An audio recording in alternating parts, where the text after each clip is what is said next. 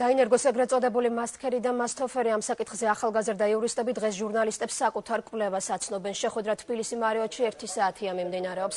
კვლევის ავტორებმა საერთაშორისო სტანდარტების შეისწავლეს, სხვა ქვეყნის გამოცდილება და კანონმდებლობა გამოიკვლიეს და ქართულ სამაუწყებლო ბაზარზე არსებულ მოთხოვნილებებსაც გაეცნენ. კვლევის პრეზენტაცია საერთაშორისო ორგანიზაციები, დეპუტატები, კომუნიკაციების მარეგულირებელი კომისიის წევრები და არასამთავრობო სექტორის წევრები ესწრებიან. მასტქერი ეს არის კამპანია შენ გეხებას ინიციატივა პრინციპის საკაბელო მაუწყებლების მიერ ყველა არხის გაშვების ვალდებულება. დღესვე ინიციატივის ავტორები საპარლამენტო უმრავლესობის წევრებსაც უნდა შეხვდნენ. ეს შეხვედრა 5 საათზე იურიდიულ საკითხთა კომიტეტშია დაგეგმილი. სხვა ქვეყნებმა დიდი ხნის წინ მიიღეს ის გადაწყვეტილება, რომ შეიძლება საზოგადოების ინფორმირება იმდენად მაღალი ინტერესი არის, რომ ამ ინტერესის სანაცვლოდ შეიძლება გარკვეული შეზღუდვები დაუწეს და საკაბელო ტელეკომპანიებს და ასეთი გამოცდილება აქვს ძალიან ბევრ ქვეყანას.